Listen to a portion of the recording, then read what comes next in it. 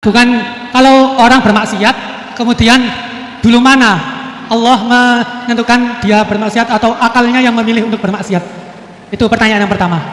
Bismillahirrahmanirrahim. Assalamualaikum warahmatullahi wabarakatuh. Langsung saja, ngapunten Gus. Di sini ada beberapa pertanyaan yang agak masih grundel di hati gitu. Soalnya belum dapat jawaban. Yang pertama mengenai dari tadi penjelasan dari Gusti Allah menciptakan hamba di dunia ini, ada yang taat dan ada yang suka bermaksiat gitu. Mengenai takdir Allah Subhanahu wa taala, Allah menciptakan hamba-hambanya dengan variasi yang berbeda. Kemudian manusia diciptakan dengan dibekali dengan akal untuk membedakan dari setan dan juga malaikat. Kemudian pertanyaan saya, dulu mana Gus antara takdir yang ditentukan oleh Allah atau pilihan akal kita gitu. Begitu intinya. Soalnya kan bukan kalau orang bermaksiat kemudian dulu mana Allah menentukan dia bermaksiat atau akalnya yang memilih untuk bermaksiat? Itu pertanyaan yang pertama. Untuk pertanyaan yang kedua, ngapunten. Untuk pertanyaan yang kedua, intinya kan tadi istihad daripada ulama itu menentukan hukum yang berbeda-beda. Terus kemudian kita sebagai yang hanya tabik saja mengikut, itu bolehkah? Kan dari kata guru saya, kalau hukum fikih itu yang ringan-ringan disebarkan nggak apa-apa. Tapi yang berat-berat dipakai sendiri gitu. Tapi biasanya kan kita kebalikan. Yang ringan-ringan soalnya kita tahu ilmunya, kita yang pakai. Terus kalau ada orang yang tanya, biasanya kita yang kasih jawaban yang berat-berat daripada hukum fikih. Jadi yang saya tanyakan, kalau berpindah hukum dari awalnya ikut imam ini terus kemudian ikut imam ini, itu bagaimana batasan-batasannya gitu. Syukron. Baik, terima kasih. Ini pertanyaan yang ringkas disampaikan cukup panjang. Ini langsung dipun jawab nopon. Oke, monggo, Yai. Ini tadi hoax itu, saya waktunya tinggal 10 menit, enak saja. Nggak, saya nanti langsung itu, mungkin langsung ke Jogja, kan jadwalnya itu saya emang ke Jogja.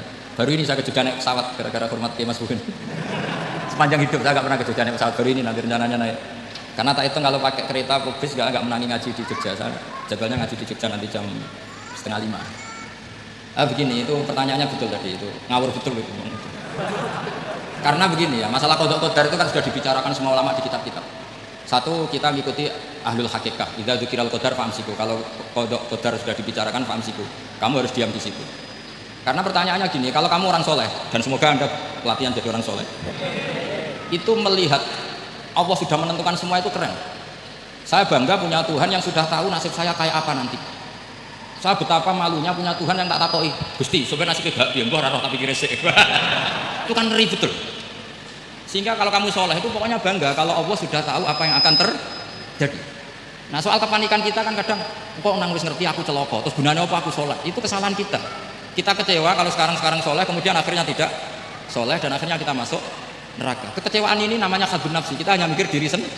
Sebetulnya kalau kita abdan lillah, benar-benar hamba Allah, tetap bangga karena punya Tuhan yang tahu apa yang akan terjadi. Makanya yang dibutuhkan kesalian untuk ngakoni qadha qadar, dibutuhkan kesalian. Kalau enggak kriminal betul.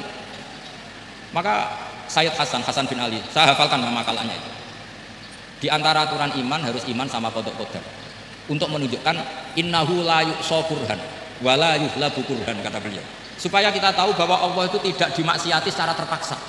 Kamu bisa enggak bayangkan Allah ngeluh gini, sakjane aku rasa seneng maksiat, tapi saya bisa berbuat apa? Artinya apa? Kalau maksiat dan keburukan tidak khairihi wa syarrihi minallah, itu Allah akan kurhan. Paham yang saya maksud? Artinya apa? Kita harus berkeyakinan khairihi wa syarrihi minallah. Tapi kita butuh syariat. Lalu setiap orang nakal berkelit kersane Allah juga masalah. Maka diteruskan makalah beliau. Wa man hammala dzambahu rabbahu faqad fajar. Dan siapa yang menimpakan dosanya atas nama Tuhannya, maka faqad fajar. Dia latut betul. Sing zina kuwi Allah kan gak melok zina, sing maling kuwi ora melok maling. Sing beto babak kuwi ora tau beto. Terus kowe muni kabeh krana Allah, itu kriminal betul. Jadi makanya orang soleh itu harus hafalannya banyak supaya niru-niru orang soleh itu. Ini kan enggak, ingin soleh tapi pakai akalnya sendiri. Itu bahaya dalam agama, karena agama itu harus ada riwayat. Makanya beliau menyebut 2 kali. Siapa yang tidak meyakini khairihi wa syarrihi minallah, maka dia faqad kafar. Karena seakan-akan di dunia ini waqa'a fi mulkihi ma la yuriduhu. Kalau kamu bilang syar tidak minallah, berarti waqa'a fi mulkihi ma la yuriduhu, di kerajaannya terjadi sesuatu di luar kehendak. Tapi waman hammala dzambahu rabbahu faqad fajar. Orang yang menimpakan dosanya ditimpakan karena Allah, maka faqad fajar. Dia lacut betul. Allah tidak ikut maling, tidak ikut zina, tidak ikut korupsi kok. Oh, ini kehendakmu ya. Nah, kalau kamu bisa paham itu, ya sudah jadi orang soleh saja. Kalau enggak, ya pilih wa amsiku tadi apa? Sudah, tidak usah dibahas. Jadi saya mohon semua yang dengar ngaji saya ini, yang enggak tobat supaya tobat, yang sudah tobat ditambahi ilmu, karena biasanya tobat ya karena tidak ngerti apa-apa, semua mikir. Itu makanya Sayyid Hasan bin Ali, cucunya Rasulullah SAW, dan itu diamini oleh semua ulama. Saya pernah ditanya seorang rektor, enggak terima dosen, enggak terima mahasiswa, rektor. Tanya, Gus, yang benar itu Jabariyah apa Qadariyah? Jawaban saya lucu. Sementing soleh dulu. Kalau setelah soleh kamu nggak apa-apa Jabariyah atau Qadariyah. Karena setelah kita soleh, perasaan kita gini.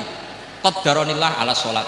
Saya bisa berbuat apa di depan kehendak Allah. Sehingga perasaannya orang soleh ketika mengatakan al-abdu majbur adalah mengatakan la haula wala quwata. Asal soleh loh ya, asal soleh. Tapi kalau orang itu tidak soleh, dijawab apa-apa saja ya berengkel loh. Umpamanya nanti ratau tenang sama Allah. Qadariyah juga sama, ini penting. Misalnya ada orang soleh Qadariyah, mesti cara berpikir, oh pangeranku adil ya, sing sholat diganjar swarga, sing zina diganjar neraka. Sing ora nyolong diganjar swarga, sing nyolong diganjar neraka, kan adil. Mosok sing nyolong dilebokno swarga, sing sholat dilebokno neraka, kan jadi lucu. Artinya ketika dia Qadariyah juga ingin membaca hikmahnya Allah bikin aturan. Asal soleh sama lagi asal. Jadi orang itu setelah soleh itu bisa improvisasi sendiri. Makanya ini pentingnya ayat innalladzina amanu wa amilus sholihat yahdihim rabbuhum bi imanihim. Orang setelah iman nanti akan ditunjukkan oleh imannya untuk mengelola was-wasnya setan. Misalnya saya itu termasuk kiai yang terkenal kalau diundang susah. Karena saya fanatik fikih, saya punya ibu, saya punya pondok. Itu artinya punya kewajiban. Yang bisa mengalahkan kewajiban adalah kewajiban sing akbar, yang lebih besar. Nah ini mau diundang mahasiswa ini kan jelas tidak akbar. Nanti maksudnya tarkul wajib di adri sunnah. Wah kriminal saya. Menurut bapak meninggalkan wajib demi sunnah. Ya jelas ya. Jadi kita harus terlatih dengan bahasanya orang-orang soleh. Kalau tidak masalah besar, masalah qadar zaman sahabat itu sudah terjadi perdebatan. Terus ada yang cerita, ada riwayat idza dzukira ashabi fa amsiku wa idza dzukira al-qadar fa amsiku. Kedua masalah ijtihad fikih ya, itu enggak apa-apa, memang dari awal furu'iyah kan. Dari awal furu'iyah. Kalau menurut ijtihad gini, kalau ada masalah tanya sebaiknya dijawab apa enggak? Mungkin sebagian narasumber sebaiknya dijawab biar marem. Sebagian narasumber sebaiknya enggak usah dijawab. Wong mahasiswa ben pinter kok apa-apa takok, enggak mandiri. Itu namanya ijtihad. Jadi kalau furu'iyah itu mungkin salah. Ya ini saya masih punya waktu 2 menit, masih satu pertanyaan itu hoax tadi yang 50 menit ini.